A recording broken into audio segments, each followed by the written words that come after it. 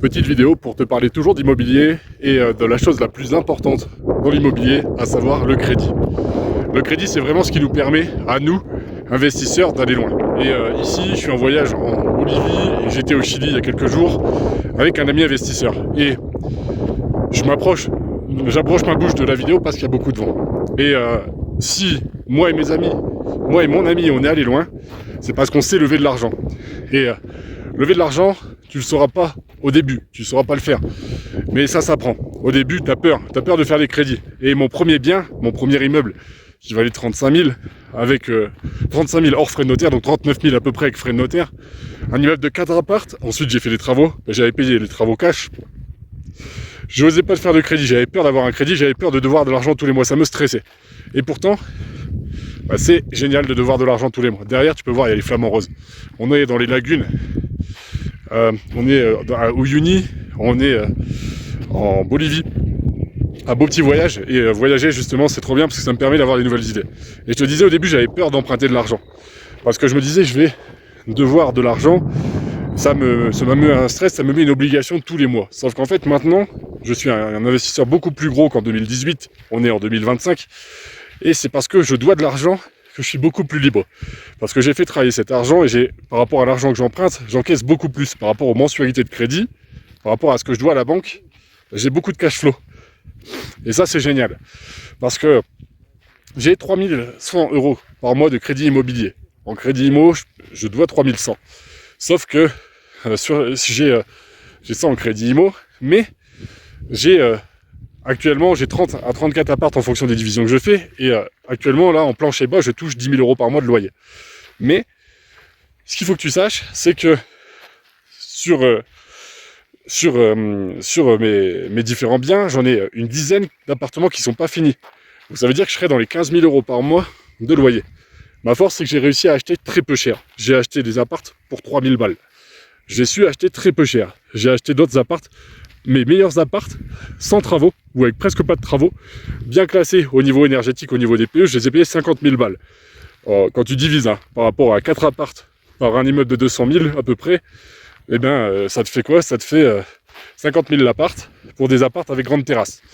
Donc globalement, j'ai réussi à acheter des apparts entre 3 000 l'appart et 50 000 balles l'appartement. J'ai acheté pas cher du tout.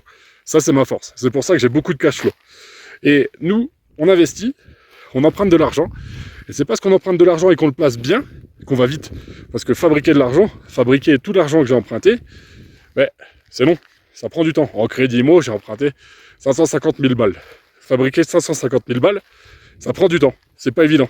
Et c'est plus difficile de les fabriquer que de les emprunter. Les emprunter, il suffit de faire son dossier, de faire une signature et de débloquer l'argent. Et ensuite d'acheter avec l'argent que tu as débloqué. Donc tu gagnes un temps fou. C'est pour ça que si tu veux être riche maintenant et pas plus tard, il faut lever de l'argent. Il faut utiliser ces leviers bancaires pour aller plus vite, pour aller loin. C'est hyper important. Et des autres choses que je veux te dire, c'est il n'y a pas qu'un seul type de crédit. Il y a le crédit immobilier, mais il y a aussi d'autres crédits. Il y a les crédits, les prêts personnels, travaux par exemple. Donc tu peux avoir un prêt personnel travaux. Tu peux aussi avoir des crédits conso. Crédits conso chez plein de sociétés. Bon, parfois les crédits conso, les taux sont plus élevés. Autant qu'à l'heure actuelle, les crédits conso, tu peux les avoir les crédits conso, tu peux avoir à 8%. Donc 8%, ça fait quand même beaucoup d'intérêt à rembourser. Tu peux avoir des crédits conso, par exemple chez Cofidis à 8%, des crédits conso chez Fortuneo à 8%. Donc ça fait beaucoup d'intérêt à rembourser. Donc ta rentabilité elle baisse. Mais il y a aussi pas mal de gens qui ont fait des crédits étudiants parce que la banque voulait bien leur prêter en crédit étudiant mais pas en crédit conso. Et il y en a qui ont acheté des apparts à crédit étudiant. Donc ça peut te permettre d'aller vite, de débuter jeune. Il y a plein de formes de crédit. Si tu as, comme moi, un plan d'épargne en action, un PEA, si tu as 200 000 balles sur ton PEA, moi chez Boursorama j'ai 30 000 en bourse. Donc je ne peux pas faire de crédit lombard. Mais je pourrais faire un crédit lombard, entre guillemets, en hypothéquant ma bourse, mes actions. Je peux hypothéquer mes actions en bourse et lever, une fois que j'ai 200 000 en bourse, je peux lever 100 000 en crédit lombard. Donc ces 100 000 que tu réempruntes en crédit lombard, ça te permet par exemple de refaire des opérations en immobilier, de réavoir des apports, de l'argent. Ça te permet de réavoir du cash grâce à ce crédit lombard pour refaire des opérations ensuite, pour avoir de l'apport pour d'autres projets. Donc il y a plein de façons d'emprunter de l'argent. Tu peux emprunter vraiment tu peux emprunter de plusieurs façons différentes. Tu es étudiant, tu peux emprunter à crédit conso. Donc lever de l'argent, c'est une chose qui permet d'avancer en immobilier et c'est un peu la chose qui fait que on a emprunté de l'argent et c'est pour ça que moi et mon pote qui voyageons maintenant régulièrement, mon pote voyage maintenant, il a arrêté son boulot de kiné, il était dans mon école, mais comme il a levé pas mal d'argent, il a arrêté la kiné cette année parce qu'il aimait bien son boulot mais il aime voyager et il veut pas de contraintes, pas être obligé d'être dans un endroit donné, à un instant donné. Donc il a arrêté la kiné, il fait plus que de l'immobilier. Et lui, je te dis, il fait beaucoup de locaux commerciaux. Et souvent, quand il a besoin de cash, il va aussi revendre des biens pour avoir une grosse enveloppe de cash et ensuite, grâce à son épargne importante, être crédible au niveau des banques pour réacheter un bien. Donc il revend un bien pour ensuite repartir sur un projet plus gros. Il le fait souvent, il le fait régulièrement. Donc globalement, sache que il y a plein de façons d'emprunter de l'argent et qu'emprunter de l'argent et le placer à un meilleur rendement, c'est comme ça que nous, on va vite et on gagne de l'argent. On n'a pas besoin d'attendre d'avoir gagné au loto pour avoir 1 million à placer. Tu vois, en fait, on emprunte ce million, entre guillemets, on emprunte le maximum possible, on emprunte même 10 millions si on peut, on emprunte même 100 millions si on peut, et on les place à un bon rendement. Et l'avantage de tout ça, c'est qu'on va vite, on gagne du temps. On peut placer maintenant, on n'a pas besoin d'épargner toutes ces sommes. On a juste besoin d'avoir un peu d'épargne pour ensuite montrer aux banques qu'on est des personnes qui sont fiables, qui arrivent à épargner, qui arrivent à avoir de l'argent de côté pour réemprunter derrière.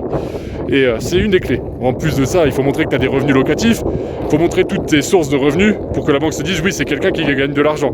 Donc globalement, dans nos dossiers bancaires, on montre ce qu'on gagne, on montre notre épargne, on montre aussi ce qu'on a. On fait une synthèse de notre patrimoine, on fait une synthèse globale de tout ce qu'on a, de combien on gagne. Et c'est comme ça qu'on relève de l'argent. Et globalement, c'est comme ça qu'on va très vite. Donc il y a plein de façons d'emprunter de l'argent, sache-le. Il y a plein de façons d'acheter des biens, même si on ne t'autorise pas un crédit immobilier. Bon, le problème, c'est que si tu as un crédit conso, tu ne vas pas pouvoir déduire les intérêts, les taux d'intérêt. Par exemple, tu achètes un bien avec un crédit conso pour ta SCI, mais c'est un crédit que tu as contracté personnellement, par exemple, eh bien tu vas payer des intérêts, mais c'est un crédit conso, c'est un crédit perso, un prêt perso. Et du coup, les intérêts, c'est pour ta gueule. Donc ça, tu peux pas les déduire fiscalement. Et c'est un peu emmerdant, tu perds un peu d'argent. Donc l'idéal, ça serait de faire que des crédits immobiliers. Et dans tes crédits immobiliers, d'englober le budget travaux. Au moins, ça te permet de ne pas bouffer ton épargne. Le meilleur conseil, c'est de ne pas toucher à ton épargne, d'en garder le plus possible. Et c'est comme ça que tu iras loin. Il faut toujours avoir le maximum d'épargne possible, le plus d'épargne possible, et emprunter tout ce qu'on peut te prêter. Si on veut te prêter 1 million, va pas apporter 200 000 et emprunter que 800 000 parce que tu as 200 000 de côté. C'est ridicule parce que l'immobilier, c'est rentable, mais c'est surtout l'effet de levier qui en fait sa force. C'est comme ça qu'on va vite. C'est grâce à l'effet de levier. C'est ça qui te permet d'aller loin, loin, loin. C'est ça qui te permet d'aller d'être beaucoup plus fort. C'est l'effet de levier. C'est l'effet de levier, la force de l'immobilier. Donc, ne va pas diminuer la force de l'immobilier en n'utilisant pas cet effet de levier. Même si les taux sont élevés, même avec des taux à 3, 4, 5, 6, 7, personnellement, je m'en fous. Je continuerai de faire de l'immobilier juste parce que sa force, c'est d'emprunter de l'argent. C'est l'effet de levier, justement. Donc, c'est ce que je voulais te dire. En dessous, tu as mon guide pour bien acheter. Et prends soin de toi. Je te souhaite le meilleur. J'espère que tu vas bien. Et tu as mes formations. Apprendre à faire de l'électricité soi-même. Apprendre à acheter des appartements. Apprendre à comprendre le prix du marché, etc. Il y a plein de formations différentes sur différentes thématiques immobilières. Et tu peux les regarder en dessous. Je te souhaite le meilleur. C'est Flavien. Prends soin de toi. Et je te continue des vidéos en Bolivie, au Chili, pour te montrer un peu le voyage et le business.